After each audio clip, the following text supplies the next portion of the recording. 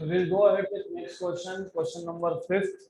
Again, this question is from JEE Main 2019. A particle of mass m and charge q is in an electric and magnetic field. तो एक same charge है जो electric field में भी है और वो मैग्नेटिक फील्ड में भी है. Electric field is given by 2i cap plus 3j cap and magnetic field is given by 4i cap plus 6j cap. The charged particle shifted from the origin from the point x11 मतलब x1 y1 कहाँ से shift हुआ? Origin से. Origin के coordinates क्या होते हैं? 0 0 0 0 से कहाँ गया? 1 1 along a straight path. The magnitude of the total work done is. तो पहले अच्छे से क्वेश्चन समझ लो. First thing is you cannot miss on any single word here. हमारे पास एक चार्ज पार्टिकल है जो दो फील्ड में है. कौन से दो field? Electric field and magnetic field. So if you know, if you have a charged particle in electric and magnetic field, then there is a force acting on this particle which is called as Lorentz force. Lorentz force is given by so total force acting on the particle, क्योंकि दोनों field थे तो आपको पता होना चाहिए force is due to electric field plus is force is due to magnetic field. तो अगर हमारे पास एक चार्ज पार्टिकल है, if it is in electric as well as magnetic field, then two forces will act, provided you should remember force of electric field is q into E bar and force due to magnetic field is q V bar cross B bar. This is what you need to know.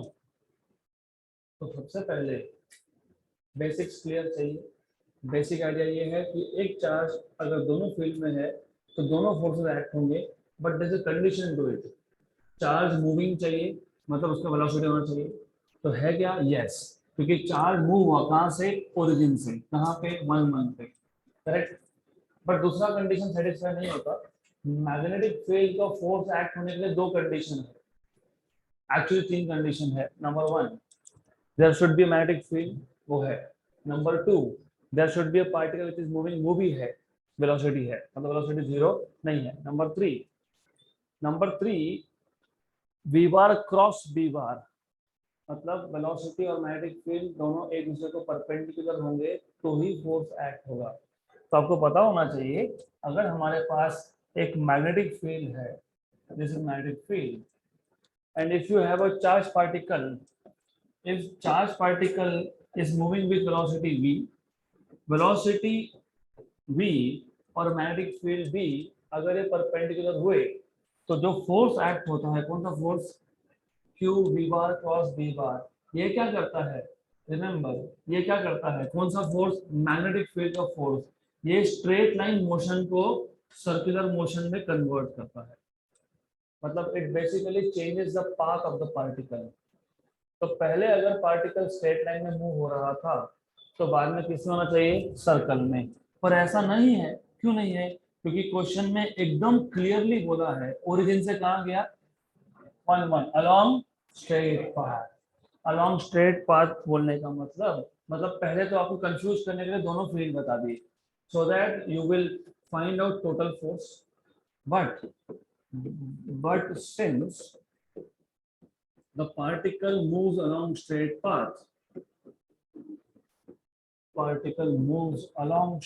path, इसका मतलब magnetic field का force कितना है? 0.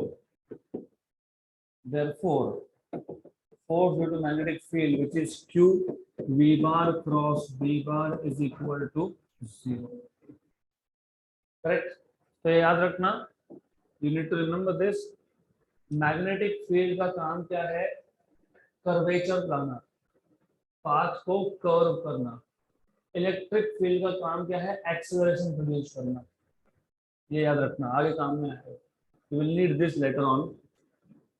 therefore what is total force? it is only q into e. हमको पूछा है what is the net work done, total work done कितना? what is work done?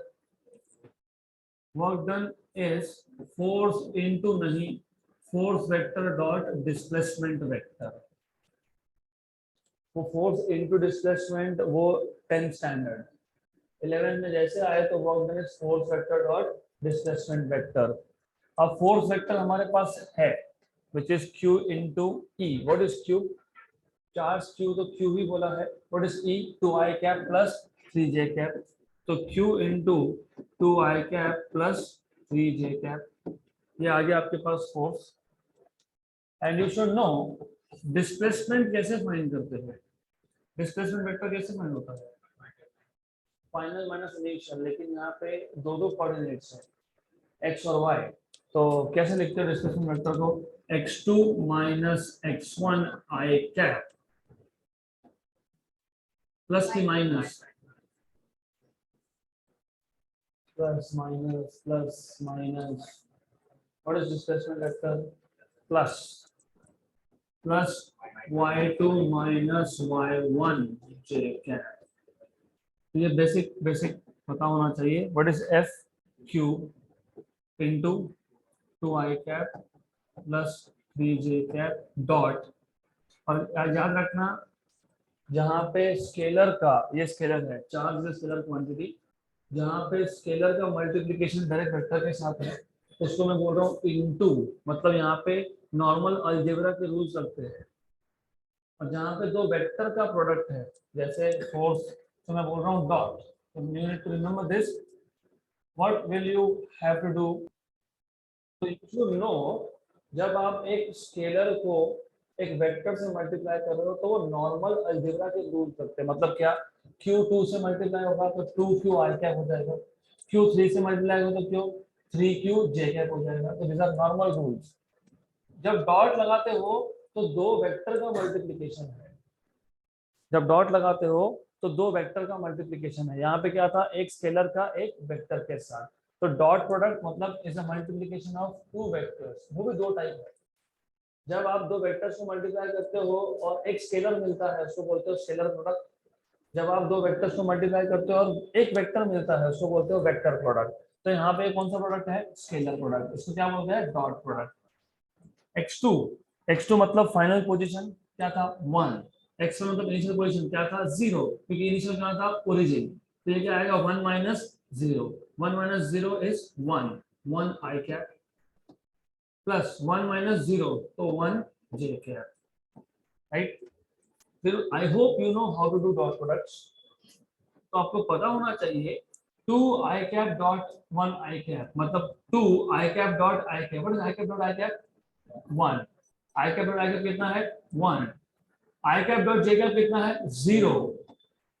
j cap dot i cap कितना है? 0. j cap dot j cap कितना है? तो कितना आएगा? 3. 3 into 1. 3 into 1. जिनको अभी भी समझ में नहीं आया I will just rectify. Those who are online stay connected. 2 plus 3 कितना? 5. 5q. तो आंसर कितना आएगा? 5q. You need to remember one thing. जब यहाँ पे 2 और यहाँ पे 2 तो टोटल कितना चाहिए? 4. लेकिन 4 में 2 क्या होते हैं? 0. क्यों? क्योंकि 2 i cap dot i cap. i cap dot i cap is 1. 2 i cap dot j cap. लेकिन i cap dot j cap is 0. 3 j cap dot i cap. What is j cap dot i cap? 0. 3 j cap dot j cap मतलब 1. तो 2 plus 3 5. Done. So this is the basic difference between JEE NEET exam. यहाँ पे if you see you still need some mathematics. तो mathematical level के question आएंगे. So you need to know everything about maths. मतलब trigonometry, vectors, etc. etc. So 5Q option number B. Next question. The bob of a simple pendulum has mass of 2 gram. There is a pendulum जिसके Bob का मास कितना है? 2 ग्राम and a charge of 5 microcoulomb. It is at rest in a uniform horizontal electric field of intensity 2000 volt per meter. At equilibrium, the angle that the pendulum makes with the vertical is. तो पहले question समझ लो. You know bob has a length. The string of bob has a length. Then उसके नीचे pendulum का जो string होता है उसका लेंथ है. उसके नीचे एक बॉब होता है. What is Bob? Bob is a heavy mass. So it is heavy mass. So anyways, so you have something like this. तो जो ऑनलाइन हो आज आपको ऐसा एडजस्ट करना पड़ेगा. It is some problem with internet, I can't help it. Good. आगे क्या बोला है? The bob of a simple pendulum has mass 2 gram. Charge कितना है इस पे? 5. मतलब दोनों है, मास है और चार्ज है. आगे बोला है it is at rest in a uniform horizontal electric field. It is at rest in a uniform horizontal electric field. So there is a horizontal electric field something like this.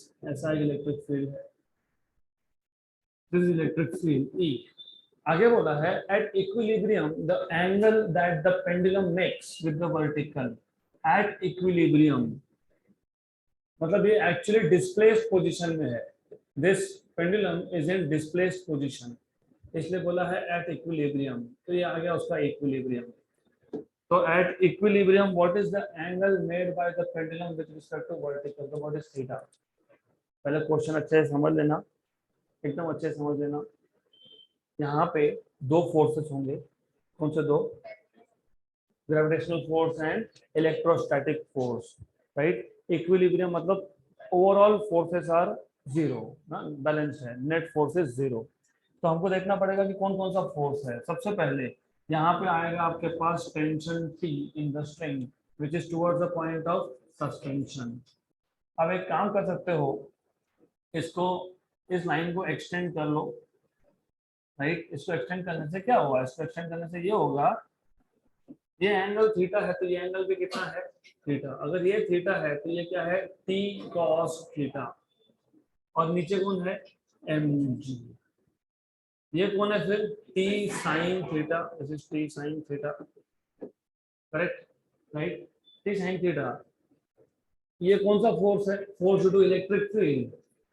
Force due to electric field, remember ये force कौन सा आया? ये आया T sin theta. और electric field है, electric field में positive charge है. तो इलेक्ट्रिक फील्ड में जब पॉजिटिव चार्ज होता है तो उस पर कौन सा फोर्स लगता है? Electrostatic. That is given by Q into E. अभी पिछले एग्जांपल में देखा था हमने Q into E. Overall question समझ में आया? हमारे पास पेंडुलम है, पेंडुलम का बॉब है, डिस्प्लेस पोजीशन में, बैलेंस सिचुएशन है मतलब इक्विलिब्रियम है. तो एंगल कितना ये पूछा है. तो हमने देखा what are the forces? T cos T sin, right. mg downwards and क्योंकि ये पॉजिटिव चार्ज था तो force due to electric field क्या होगा? अवे. क्यों away? Why? Because electric field का डायरेक्शन होता है पॉजिटिव से नेगेटिव. जो इलेक्ट्रिक फील्ड का डायरेक्शन वही फोर्स का डायरेक्शन, क्योंकि चार्ज कौन सा है? पॉजिटिव. अगर ये चार्ज नेगेटिव होता तो फिर टूवर्ड्स. यहाँ तक clear? Good good. Can we go ahead? कौन किसने किसको बैलेंस किया? T sin थीटा ने इलेक्ट्रोस्टैटिक फोर्स को बैलेंस किया और T cos थीटा ने mg को बैलेंस किया, राइट राइट. तो this is equal to Q into E. हमें क्या चाहिए था? थीटा. और अब तो दिया क्या क्या? मास दिया है, मास दिया है ना, मास दिया है, चार्ज दिया है, इलेक्ट्रिक फील्ड दिया है और G दिया है. तो इनको डिवाइड कर दो, डिवाइड कर दो. T sin theta upon T cos theta QE by mg. T और T, sin upon cos is tan theta equal to QE upon mg. हमें एंगल फाइंड करना है, हमको tan ऑफ एंगल नहीं फाइंड करना है, हमको क्या फाइंड करना है? तो theta is tan inverse of QE by mg. What is charge? 5 क्या? 5 माइक्रो मतलब 10 पावर -6. What electric field? 2000. 2000 मतलब 2 into 1000. 2000, करेक्ट. मास कितना था? 2 ग्राम. 2 ग्राम मतलब 2 into 10 पावर -3. तो उसको किलोग्राम में लिखना. G की वैल्यू कितनी है? वेरी सिंपल है. कैसे? सी 10 पावर -6 और +3 -3 5 into 2 10 और 10 1/2 मतलब तो tan इनवर्स ऑफ 0.5. तो theta is tan inverse of 0.5. Option number B.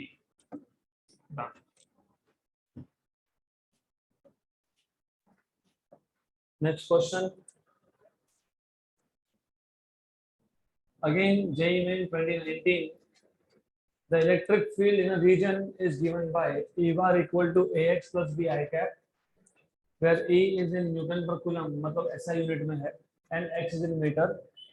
The values of constants are A equal to 20 SI unit, B equal to 10 SI unit, मतलब everything is in SI unit. If the potential at X equal to 1 meter is V1 and that X equal to minus 5 meter is V2, then what is V1 minus V2? अच्छा question है. हमको क्या दिया है? हमको दिया है electric field. Electric field का क्या इक्वेशन है? AX plus B I cap. सिर्फ I कैप मतलब ओनली अलॉन्ग X एक्सिस. मतलब अगर मुझे मैग्नीट्यूड लिखना होगा तो मैं सिर्फ ये I कैप को नहीं लिखूंगा. डन. अगर दो कंपोनेंट होते फिर क्या करते? Under root of x component square plus y component square. यहाँ पे एक ही कंपोनेंट है, that is x component which is I cap. तो सीधा सीधा I कैप को हटा दो, यहाँ से बार को हटा दो, मिल गया आपको इलेक्ट्रिक फील्ड का इक्वेशन. अब हमको A की वैल्यू दी थी 20 और B की वैल्यू बोला है 10. 20 एंड 10 ऐसा यूनिट्स. करेक्ट. तो क्या मिल गया हमको? E. हमको पूछा है, हमको पहले तो बताया है. क्या बताया है? हमको बताया है x इक्वल टू 1 मीटर पे पोटेंशियल कितना है? V1. और x इक्वल टू -5 पे कितना है? V2. What is V1 minus V2? तो इसके आगे दो मेथड्स है. There are two methods after this. एक तो शॉर्टकट, दूसरा थोड़े से स्टेप्स बढ़ेंगे. इफ यू रिमेंबर, हमने एक इक्वेशन डिराइव किया था, electric field is equal to minus dV by dx. सिर्फ x क्यों लिखा मैंने? क्योंकि यहाँ पे electric field is only along x. अगर 3 डायमेंशनल इलेक्ट्रिक फील्ड होता तो ऐसा लिख नहीं सकते हो. फिर आप लिखते हो E bar equal to minus del operator V. और डेल ऑपरेटर याद होगा, डैबा डैबा x I कैप प्लस डैबा डैबा y j कैप प्लस डैबा डैबा z k कैप. तो यहाँ पे लिखने की जरूरत नहीं है, बिकॉज यहाँ पे electric field has only 1 dimension. यहाँ तक क्लियर? तो कहाँ पे कौन से डेरिवेटिव लेने हैं ये भी समझना पड़ेगा. जैसे ही बोला I कैप मतलब सिर्फ x एक्सिस के अलोंग है, मतलब यहाँ पे डेल ऑपरेटर यूज नहीं होगा. करोगे भी तो कोई फर्क नहीं पड़ता. If you want to do you can do, लेकिन y और z कंपोनेंट जीरो ही है उसका. तो हमको इलेक्ट्रिक फील्ड दिया है, फाइंड क्या करना है? पोटेंशियल. तो what will be dv? Will be minus e dx. Correct. Right. मैंने बताया था आपको, पोटेंशियल दिया हो, इलेक्ट्रिक फील्ड निकालना हो तो डेरिवेटिव. इलेक्ट्रिक फील्ड दिया हो, पोटेंशियल निकालना हो, इंटीग्रेशन. राइट. तो जो नेक्स्ट स्टेप है उसमें हम इसको इंटीग्रेट करेंगे बोथ साइड्स पे. Integrating on both sides. अब इसके आगे as I told you there are two methods. एक तो इंटीग्रेट करते वक्त डायरेक्टली लिमिट्स डाल दो. तो जब आप इंटीग्रेट करोगे उसी टाइम पे लिमिट्स डाल देना. What was the value of lower limit of distance? 1. x equal to 1 तो पोटेंशियल कितना था? V1. x इक्वल टू -5 तो पोटेंशियल कितना है? करेक्ट. तो डायरेक्टली कर लेंगे, नहीं तो अदरवाइज स्टेप्स बढ़ जाएंगे unnecessary. Then what is integration of dv? v. तो ये आ गया v between limits v1 and v2 equal to minus integration. What is e? नहीं, यहाँ पे कुछ लिखा है e. 20x plus 10 dx. कहाँ से कहाँ तक? 1 से -5 तक. करेक्ट. लेफ्ट हैंड साइड ये क्या आएगा? v2 minus v1 equal to minus. अब यहाँ पे दो अलग अलग इंटीग्रल्स बनेंगे. एक होगा इंटीग्रेशन ऑफ 20x dx, दूसरा होगा इंटीग्रेशन ऑफ 10 dx. यहाँ पे x मत लिखना, लिमिट से 1 2. ये माइनस साइन यहाँ ले लो, v1 माइनस v2, क्योंकि फाइन तो v1 माइनस v2 ही करना है. तो नेगेटिव साइन ले लिया, v1 माइनस v2. 20 क्या है? कांस्टेंट. इंटीग्रेशन क्या आया? x dx. 10 क्या है? कांस्टेंट. इंटीग्रेशन क्या आया? dx. कहां से कहां तक? 1 to -5. तो v1 minus v2 20 x² bye 2. Correct. Plus 10x 1 2 -5 1 जा एंड 10 जा, क्या कॉमन निकलेगा? 10 कॉमन। 10 x भी कॉमन निकाल सकते हो, लेकिन x कॉमन निकालना नहीं है क्योंकि लिमिट्स तो x पे ही लगाए हैं, राइट। तो अभी आप upper limit minus lower limit करोगे, तो v1 minus v2 equal to 10, upper limit -5 का स्क्वायर -5, ये अपर लिमिट आ गया। मतलब फंक्शन में आपने ऊपर का लिमिट डाला, अब लिमिट नीचे का बाकी है, बीच में क्या लगाते हो? माइनस। तो ये याद रखना, you have to remember this, नहीं तो गए। अगर आपको ये याद नहीं रहेगा तो गॉन, रिमेम्बर। तो ये क्या था हमारे पास? ये था अपर लिमिट। अभी क्या बाकी है? Lower limit. लोअर लिमिट क्या है? 1, 1 का स्क्वायर -1। यहां तक क्लियर? यस। अगर कंफ्यूजन होता है तो फिर इंडिविजुअली लिमिट डालो, फिर इसका लिमिट इसको दे दो, उसका लिमिट उसको दे दो और सॉल्व करो, वैसे भी चलेगा। कॉमन लिमिट्स नहीं देते हुए इंडिविजुअल लिमिट्स दिए तो भी चलता है। तो it's up to you. This is equal to 10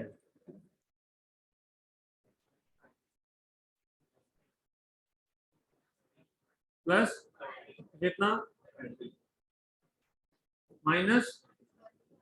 -1, 0 की 1, 0। अभी आप डिसाइड कर लेना क्या आएगा आंसर, राइट। तो कितना आ गया?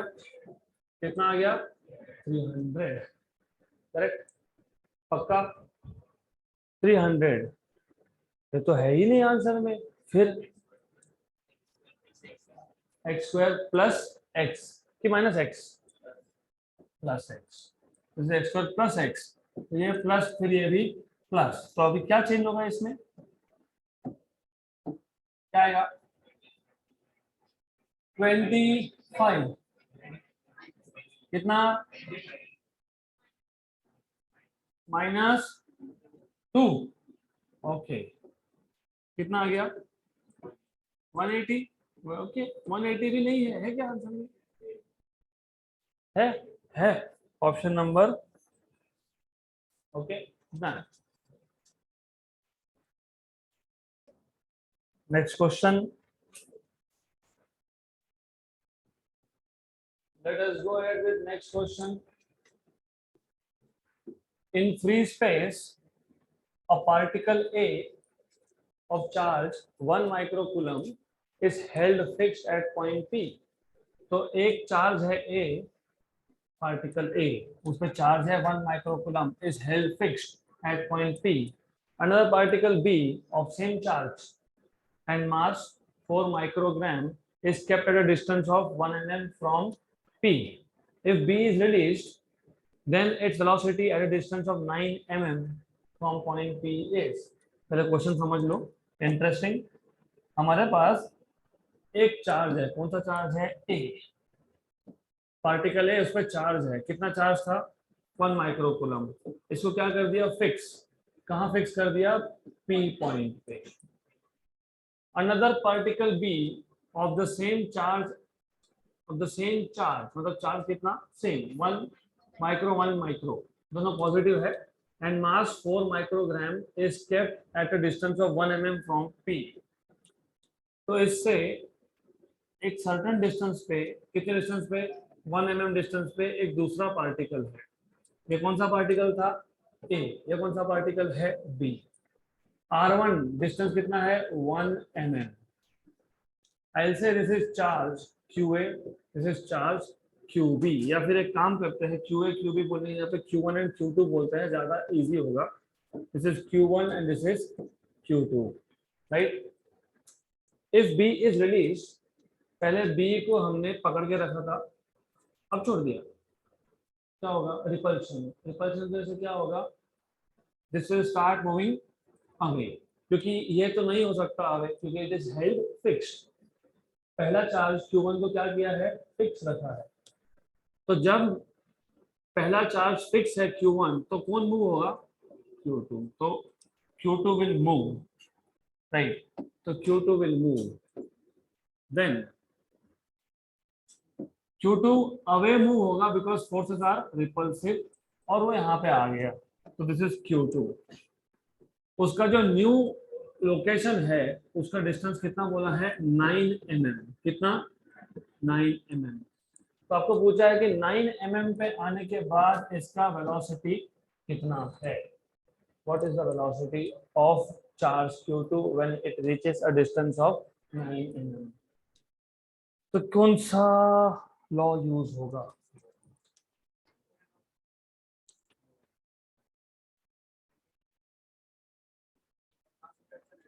Law of conservation of energy. जब इनिशियली दोनों r1 डिस्टेंस पे थे, मतलब फिक्स डिस्टेंस पे थे, तो total energy is only potential. क्यों पोटेंशियल? क्योंकि there is no motion. Motion नहीं है मतलब वेलोसिटी कितना है, 0 है। तो initial total energy is equal to final total energy. तो यहाँ पे आप यूज करोगे conservation of energy. Initial total energy equal to final total energy. Initial total energy is kinetic energy initial plus potential energy initial. Final total energy is kinetic energy final plus potential energy final. और आपको already पता है कि initially दोनों किस पे थे, rest पे, तो 0।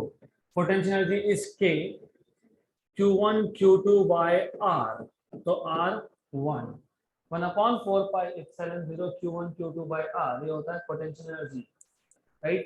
तो इनिशियल डिस्टेंस कितना था r1 तो क्या लिखा है मैंने r1 plus sorry equal to kinetic energy final. Final kinetic energy मतलब half mv² plus final potential energy k Q1 Q2 upon r2। Square नहीं आता है पोटेंशियल एनर्जी में। अगर आप r² लिख रहे हो मतलब आप फोर्स बता रहे हो। तो K Q1 Q2 by R² is force, K Q by R² is electric field, K Q1 Q2 by R is potential energy, K Q by R is potential। इसको शिफ्ट कर दो, यहाँ पे लाओ K Q1 Q2 upon R1 minus K Q1 Q2 upon R2 equal to half mv²। K Q1 Q2 common 1/R1 minus 1/R2, ये m वहां से आ गया यहाँ पे मल्टीप्लाई था, तो यहाँ क्या होगा डिवाइड, 2 होगा मल्टीप्लाई इक्वल टू क्या आ गया v²। तो अब v² equal to 2 k 9 into 10 power 9। पहले देख लो आंसर न्यूमेरिक है क्या, यस नंबर है तो सॉल्व करना पड़ेगा। Q1 Q2 Q1 कितना था 1 माइक्रोकूलम, Q2 कितना था 1 माइक्रोकूलम। सेम चार्ज, राइट, बोला क्या सेम चार्ज, सेम चार्ज और कितना है 1 माइक्रोकूलम, तो 10⁻⁶ का स्क्वायर, 2 हो गया, k हो गया, ये हो गया, ये हो गया m। मास कितना है 4 microgram, 4 microgram, 4 into 10⁻⁶ 1/R1। what is R1 1, what is R2, लेकिन mm मतलब 10 पावर -3, दोनों में नीचे क्या आएगा 10 पावर -3, तो आ गया कॉमन। ज्यादा क्लियर, पक्का। ये और ये कैंसल, 1 जा एंड 2 जा, 9/2 कितना 4.5, 4.5। या फिर एक काम करो इसको 9/2 ही रखो, ज्यादा बेटर होगा क्योंकि स्क्वायर रूट लेना पड़ेगा अब, और राइट, और वो भी सॉल्व करना बाकी है, उसको भी करके देखते हैं, बाद में देखेंगे। 10 पावर 9 minus 6, 10 पावर 3, और ये ऊपर आके और 10 पावर 3 कितना 10 पावर 6, 8/9 कैंसल एंड कैंसल, 1 का एंड 4 का, ये कितना था 10 पावर 6, तो v कितना आएगा 2 into 10 power 3 metre per second, 2 into 10 power 3 metre per second, है क्या ऑप्शन नंबर सी।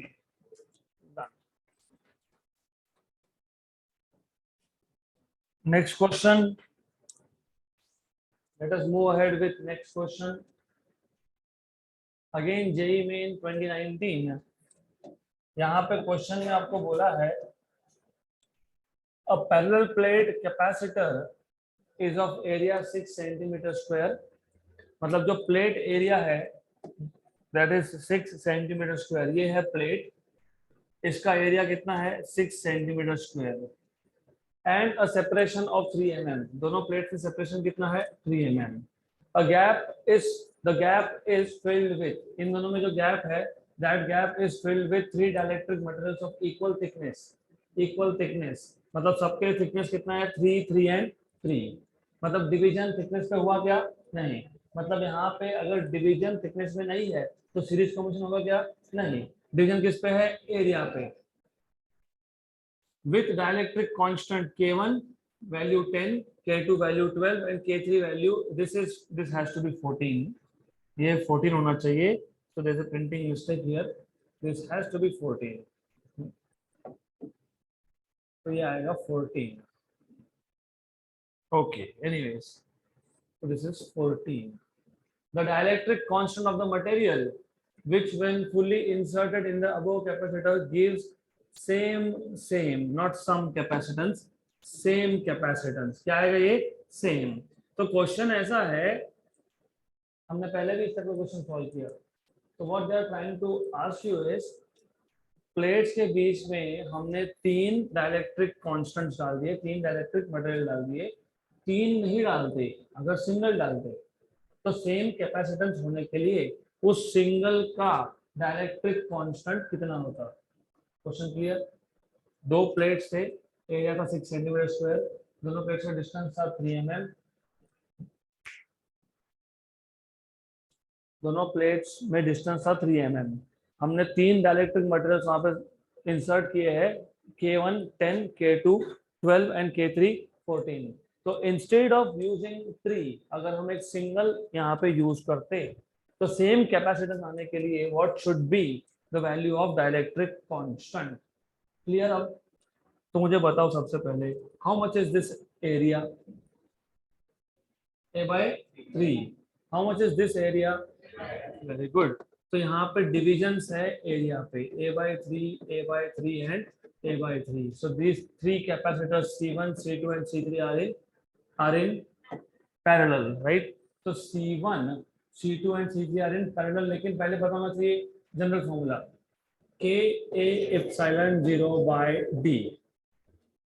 तो C1 is K1 A1 is A/3 of course, तो हम वो लिखने वाले हैं।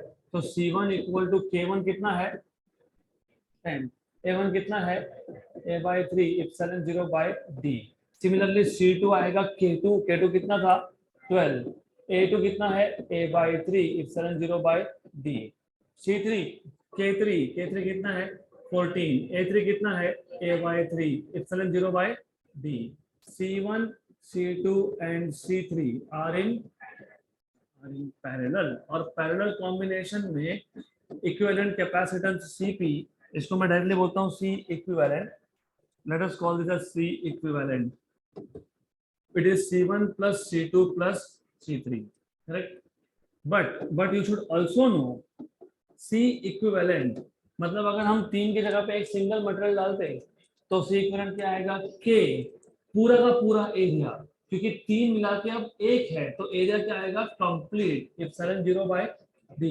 Equation number 1 and 2 left hand side है सेम तो राइट हैंड साइड भी होंगे same.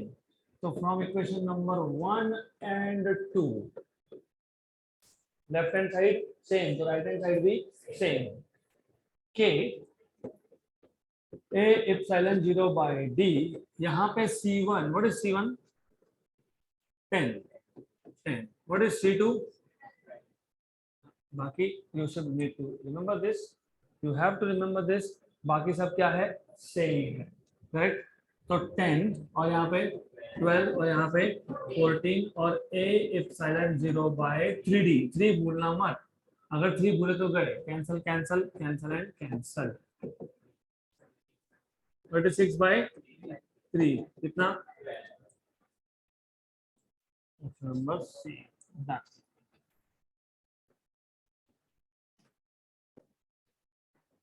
Next question, simple question. We will solve this question orally. 7 capacitors, each of capacitance 2 microfarad. हमारे पास 7 कैपेसिटर है, कैपेसिटी कितना है सबका 2 microfarad, are to be connected in a configuration to obtain effective capacitance of 6/13 microfarad. Which of the following combination shown in figure below will achieve the desired value? 7 capacitor है और हमको हर एक capacitor की value कितनी दी है 2 microfarad. हमको चाहिए in total कितना 6/13। तो इन चारों में से कैसे कनेक्ट करोगे? सिंपल, 1 2 3 4 5 पैरेलल में कितना 10, कितना आ गया 10। ये 2 सीरीज में क्या होता है C/2 हर एक का कितना है 2/2 कितना 1। नहीं आएगा, याद है हमने सॉल्व किया है, हमने 10 × 1/10 + 1 ये सॉल्व किया है हमने। अब वापस दोनों किस में है? सीरीज में है। तो ये जो आपके पास पैरेलल कॉम्बिनेशन था और ये जो सीरीज कॉम्बिनेशन था, ये वापस किस में है? सीरीज में। तो Cp × Cs/Cp + Cs, 10 × 1/10 + 1 10/11 हमने सॉल्व किया है question. Yes, I don't think it is more than 15 days that we have done this same question. तो ये आएगा क्या? नहीं आएगा। तो अब अगर ये नहीं आएगा तो फिर ऑप्शन नंबर बी चेक करो। ऑप्शन नंबर बी कितने हैं पैरेलल में? 3 पैरेलल में, मतलब कितना ये 6। ये कितने हैं? 4। C/4 what is C value? 2। What is 2/4? 1/2। आ गया आंसर 6/13। कैसे? Cp × Cs 6 × ½ 3, correct. ऊपर कितना आएगा? 3। How do you find out equivalent? C equivalent equal to Cp × Cs/Cp + Cs, correct. तो ये कितना है 6, ये कितना है ½ 6/2 is 3, 6 + ½ 6 + ½ मतलब कितना 6 1/2। What is 6 1/2? 13/2 13/2। तो इसके आगे ये 3 है, ये 13/2 है, तो कितना आ गया 6/13। तो ऑप्शन नंबर बी खत्म। नेक्स्ट क्वेश्चन अगेन, पिछला क्वेश्चन जैसा था वैसा ही ये क्वेश्चन है। This question and the other is more और less same. Let us try it out. क्या पूछा है हमको? पूछा क्या है पहले वो देख लेते हैं। क्या पूछा है? इन the circuit shown find C, मतलब ये फाइंड करना है, C फाइंड करना है। If the effective capacitance of the whole circuit, पूरे सर्किट का A से B effective capacitance is 0.5 microfarad. A से B कितना है? 0.5। All the values in the circuit are in microfarad, मतलब यहाँ जो नंबर लिखा है 2 2 2 2 1 2 ये सब कौन है? Microfarad, correct. क्लियर? तो यू विल टेल मी ये 2 और ये 2 कितना हो गया 1, तो ये इफेक्टिव आ गया 1। मैं ज्यादा टाइम नहीं वेस्ट करूंगा यहाँ पे, because you should learn how to do orally now. ये 2 और ये 2 पैरेलल में है। अब ये 1 और ये 1 किसमें? पैरेलल में। अरे 2 2 सीरीज 1 1 एंड 1 पैरेलल, ये पूरा का पूरा ब्लॉक गया पैरेलल में। कितना आ गया 1 + 1 कितना आ गया 2, करेक्ट। ये 4 और ये 2 सीरीज में, 4 और 2 सीरीज में, तो 4 × 2/4 + 2 8/6 मतलब 4/3। तो ये पूरा का पूरा 4/3, करेक्ट। यहाँ तक क्लियर? यस। ये 2 और ये 2 इन सीरीज, तो ये 2 और ये 2 इन सीरीज 1। तो ये पूरा ब्लॉक इधर का ये सब मिला के 1, right, correct. I can draw, मैं इक्विवेलेंट डायग्राम ड्रॉ करते जा सकता हूँ, पर that will not help you, क्योंकि एग्जाम में टाइम कम है। हम डायग्राम ड्रॉ करने बैठेंगे वहाँ पे, you can not do that. तो थोड़ा सा सोचो हमको क्या करना है, यही तो कर लो। 2 2 सीरीज है, 1 हो गया, 1 1 पैरेलल, वापस 2 हो गया, 2 और 2 सीरीज है, वापस 1 हो गया, वो 1 आ गया। ये 2 2 पैरेलल था, 4 4 और 2 सीरीज, 4 into 2 अपन 4 plus 2 8/6 4/3, ये 4/3 और ये 1। अरे ये जंक्शन है, ये एक जंक्शन है, ये एक जंक्शन है। 4/3 ये जंक्शन में है और 1 भी उसी दो जंक्शन में है, तो क्या पैरेलल। पैरेलल में क्या करते हो, एडिशन, 4/3 + 1 7/3। तो ओवरऑल ये पूरा सब मिला के जेई को छोड़ के, इसको मैं हटा देता हूँ यहाँ से, गड़बड़ हो जाएगा। ओके, एनीवेज ये पूरा मिला के कितना आ गया, 7/3। और ये सी सीरीज में, 7/3 और सीरीज में, तो फाइनल इक्विवेलेंट क्या आएगा, सी। अरे सीरीज में है ना, हाँ तो फिर कैसे लिखते हो, C into 7/3 upon C plus 7/3, और देन टोटल इक्विवेलेंट कितना बोला है, 0.5। कितना, 0.5। This is 7C/3, this is 3C plus 7/3, cancel and cross multiply, 3C into 0.5, 1.5C, 1.5C, 7 into 0.5, 3.5 equal to 7C, correct? 7C minus 1.5 कितना, 5.5, C equal to 3.5, मतलब C equal to 35/55, 7/11 होना चाहिए ideally, option number A.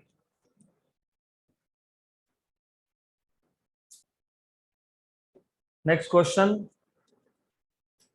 a parallel plate capacitor with plates of area 1 meter square each are at a separation of 0.1 meter. A दिया है, D दिया है। If the electric field between the plates is 100 Newton per coulomb, the magnitude of charge on each plate is, you should know, सबसे पहले you know electric field between the two plates of capacitors is sigma by epsilon 0।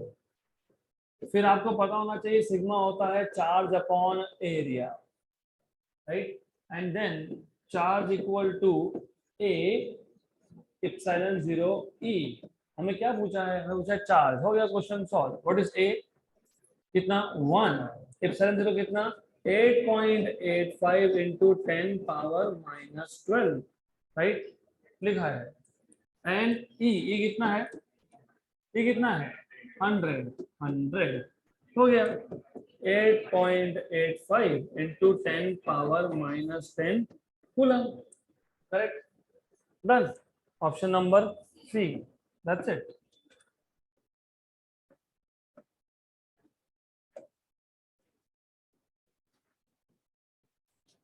Next question, voltage rating of a parallel plate capacitor, voltage rating मतलब volt, V कितना है 500 volt. It's dielectric can withstand a maximum electric field of 10⁻6 volt per metre, मतलब electric field की value कितनी है 10⁻6। The plate area is 10⁻⁻4।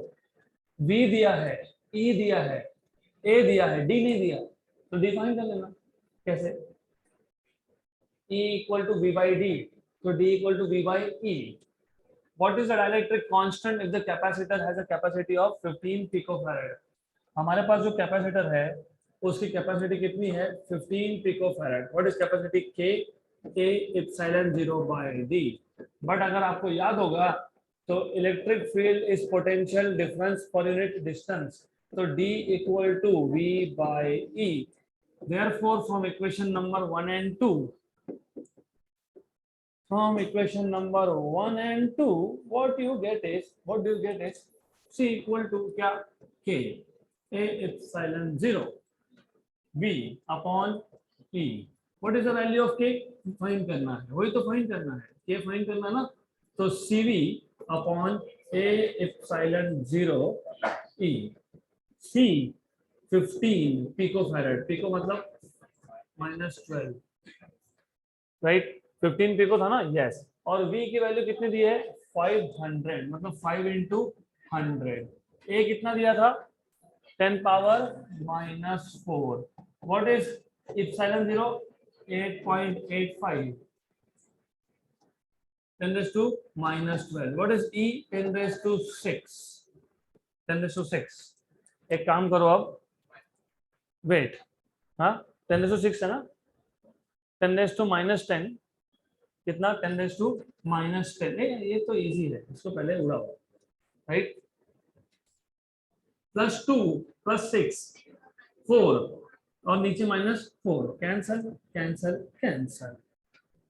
15 into 5 75, 75 upon 8.85, simple. 75 upon, हाँ no 8.3, तो answer 8.5, 8.5।